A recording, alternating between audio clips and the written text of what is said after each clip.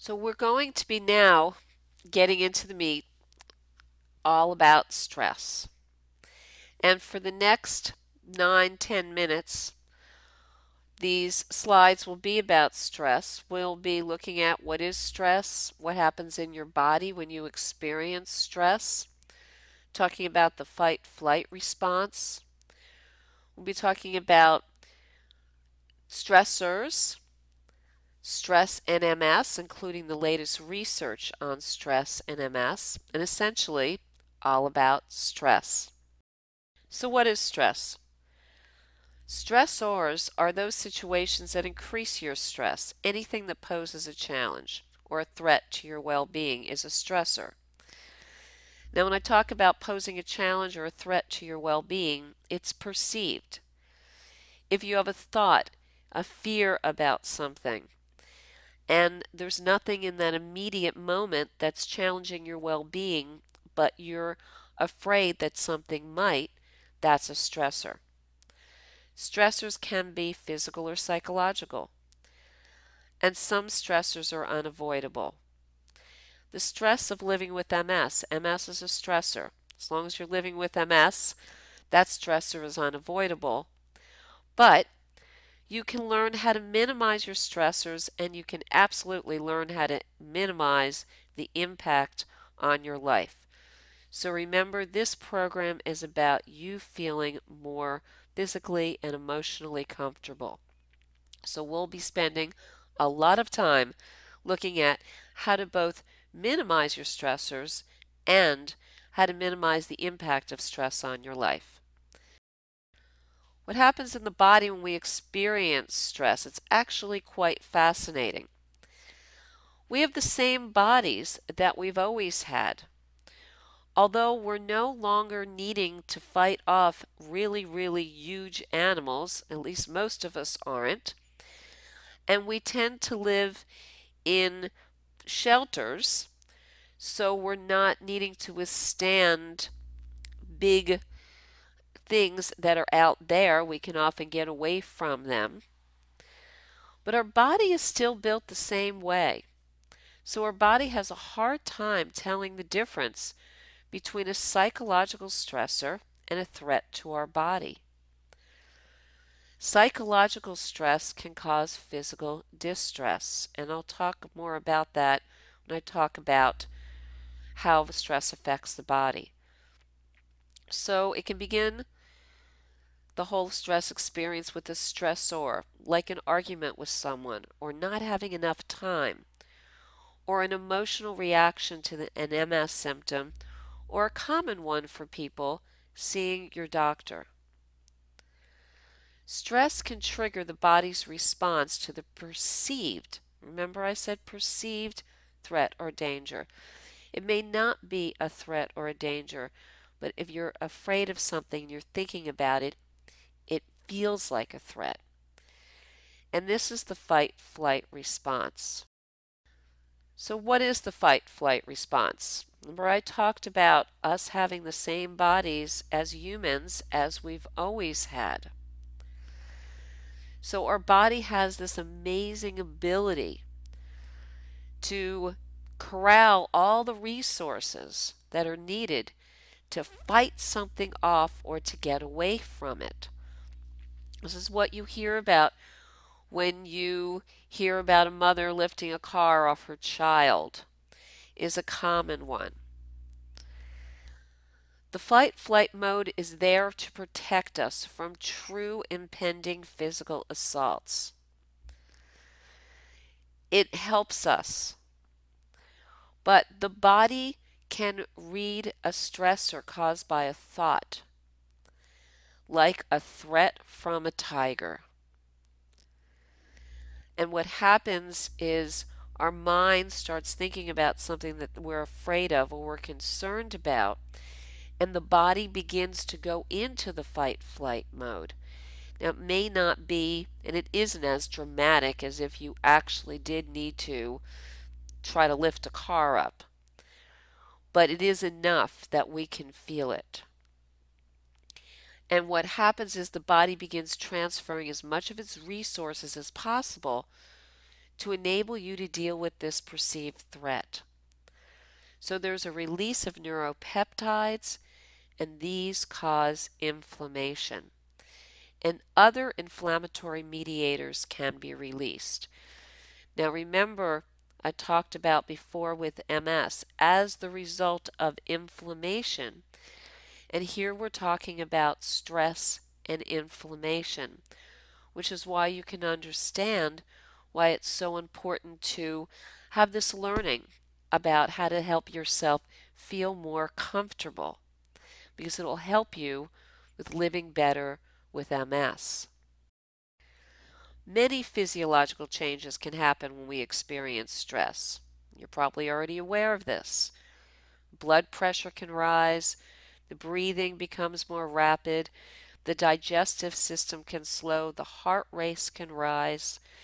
Now notice, this is all getting ready for a big action. But what if there is no big action? What if you're sitting there worrying about something and there is nothing your body really needs to do? Well, then you can feel sick to your stomach, or you can feel a tightening because your body's ready to get ready to even do more action, and there is no action. It's all thought. And there's even more stress-related physiological changes.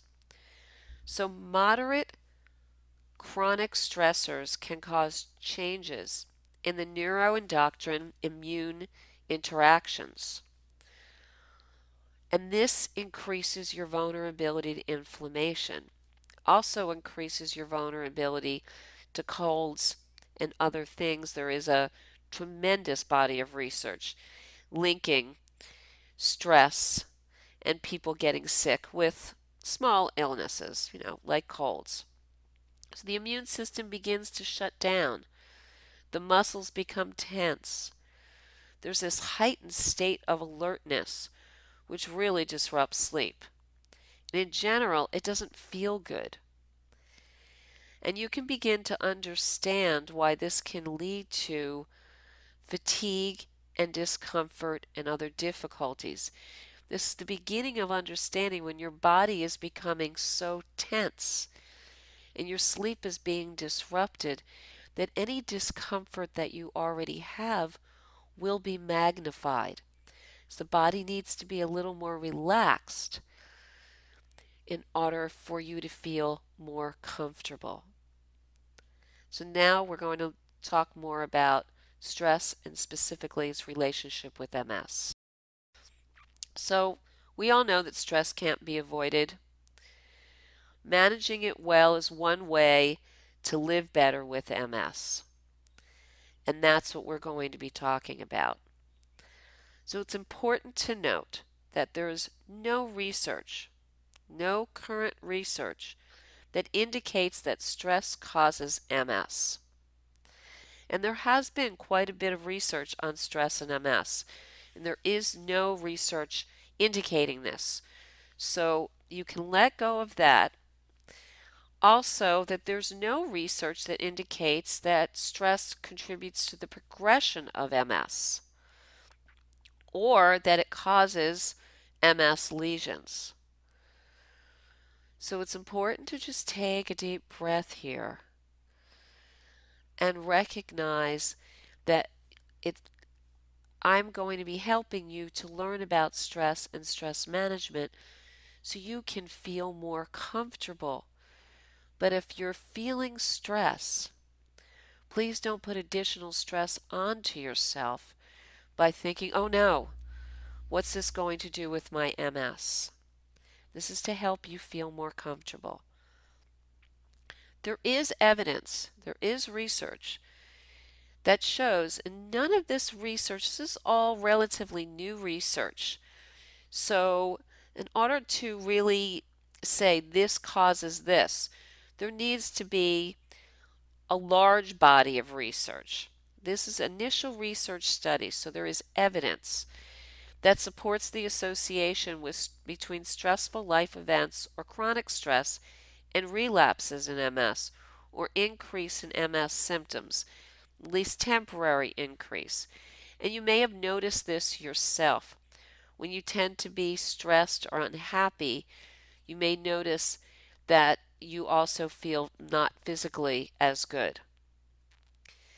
And Dr. David Moore has done quite a bit of research on stress and MS, originally at UCSF. Now he's moved. And some of his research has shown and suggested that the use of more adaptive coping strategies may affect the relationship between stress and MS inflammation. The important word here is may. More effective coping strategies may decrease inflammation in MS. So there is no definitive research proving this, but there's a possibility, and dealing with stress will definitely help you feel more physically and emotionally comfortable. It also may help with MS. There's a model called the Biopsychosocial Model, and it's getting more and more consideration. It's a model of treatment, and it includes the idea of looking at biology, your body, psychology, the way you're thinking and dealing with things and reacting to things, and social support that's around you. And this model is getting much more consideration. And it's important just to note this because we're talking about the psychological parts of living with MS and with stress and with discomfort. There's a tremendous amount of research going on, the biological piece of it. And some of these studies that we're talking about come from that biopsychosocial model. A new study that just came out in July, another study with David Moore, that has shown there was 121 people, so it's a nice sized study but not a huge sample. So there's just preliminary results with this.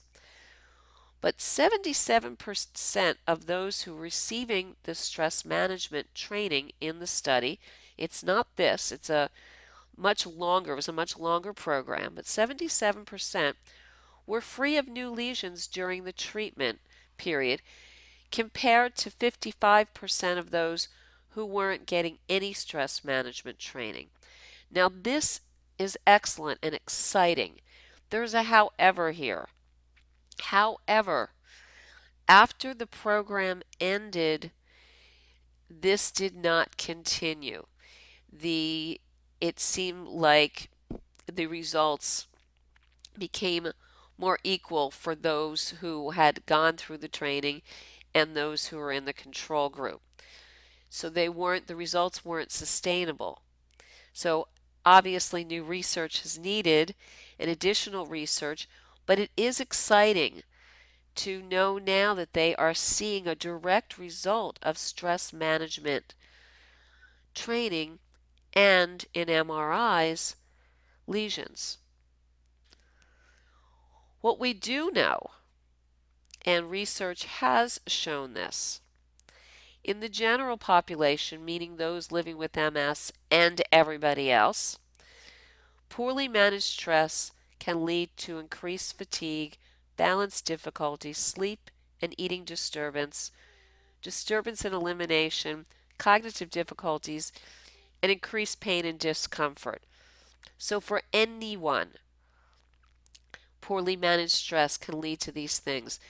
These particular symptoms are some of the symptoms that people also struggle with MS, and especially what we're talking about here is the pain and discomfort.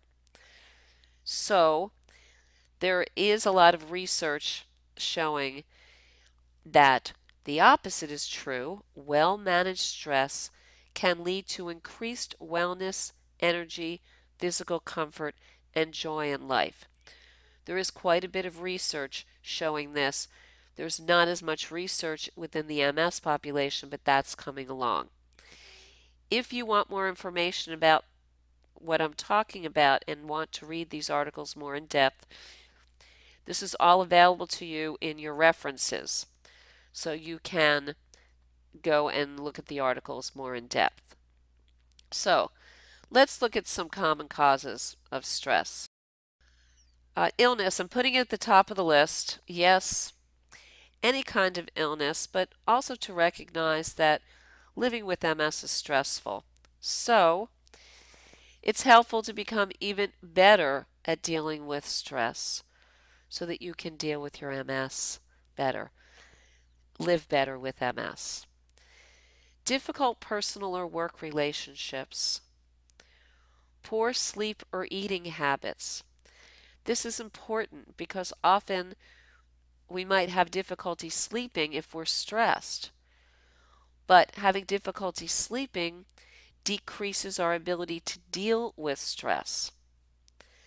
So it's important to do whatever you can, and some of the techniques you'll be learning in this program will help with sleep.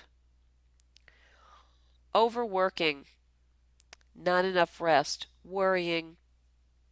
Worrying is so hard on our body, increases our stress.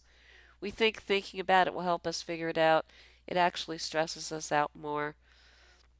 Intense emotions and significant life events, positive or negative. Interestingly enough, even if something is really, really fun or really enjoyable, it can cause stress because it's a change. It's different. And sometimes we have problems with change. Or a great positive event may include a lot of work. Even though it's wonderful and you're glad that it's happening, it may be hard work, and that can cause some stress. And there's some additional causes of stress, and this list is not endless, so you probably can think of some more. Invasive medical procedures, dental work, overstimulation or lack of stimulation, loneliness, lack of involvement with something meaningful to you, not enough or too much exercise, and a really important one, lack of joy and laughter. Okay, so we've talked all about stress, causes of stress, and stress and MS. The next section is all about stress busters. You've gotten all the information. We're moving on to relief. Help is on the way.